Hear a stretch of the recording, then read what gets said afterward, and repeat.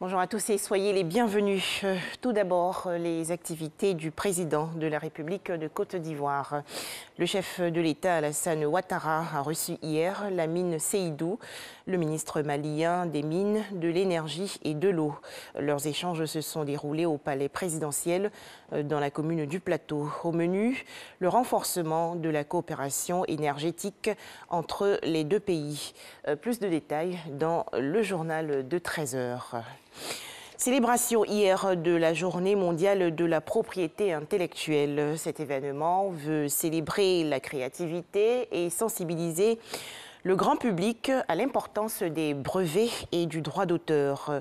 En Côte d'Ivoire, pour cette 21e édition, les petites et moyennes entreprises, les PME, ont été mises en avant. Le point, Lanciné Bakayoko. En plaçant les PME au cœur de la Journée mondiale de la propriété intellectuelle, la communauté internationale explore les mécanismes de formalisation de l'informel. Ici en Côte d'Ivoire, cette volonté de formalisation s'accompagne de la promotion des inventeurs.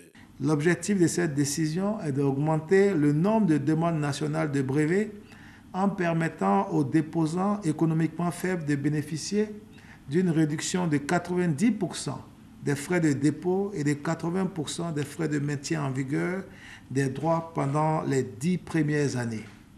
La subvention ainsi accordée à l'inventeur pendant les 10 ans s'élève à 2 271 500 francs CFA.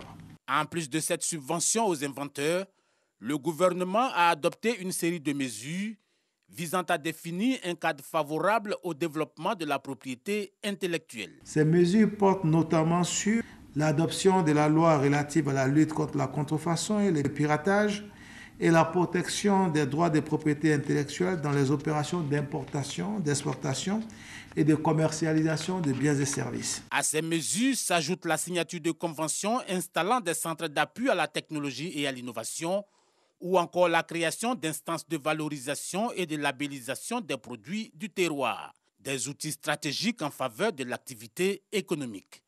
Je voudrais donc inviter l'ensemble des opérateurs économiques à s'approprier les mécanismes de la propriété intellectuelle et utiliser les droits qui en découlent pour bâtir des entreprises plus fortes, plus compétitives et plus résilientes dans un contexte économique mondial marqué par les effets de la crise sanitaire due au coronavirus.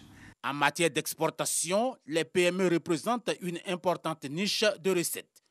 Au niveau des pays intermédiaires comme la Côte d'Ivoire, ces PME et le secteur informel génèrent 95% des emplois et environ 70% du PIB. En image, l'actualité hors de chez nous avec cette attaque perpétrée hier au Burkina Faso.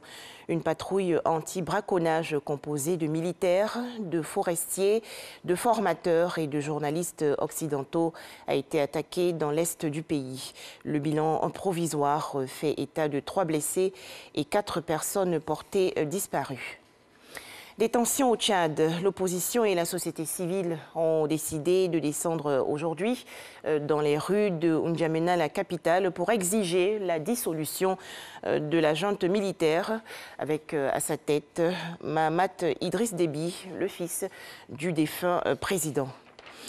Quelques 130 migrants originaires du Maroc sont arrivés à la nage le 25 avril dernier depuis les côtes de Castilleros jusqu'à la ville autonome espagnole de Ceuta. Face à une telle situation, certains y voient le signe d'un relâchement des autorités marocaines en matière de lutte contre l'immigration clandestine. Enfin, l'Inde ravagée par la seconde vague de coronavirus. Le pays enregistre aujourd'hui plus de 300 000 nouveaux cas pour la 6e journée consécutive. Cela représente plus de 2 millions de cas en une semaine, soit la moitié des contaminations dans le monde. L'Inde a dû solliciter l'aide internationale dont les premières cargaisons sont arrivées. Et c'est la fin de ce flash d'information. À 13 h, le journal.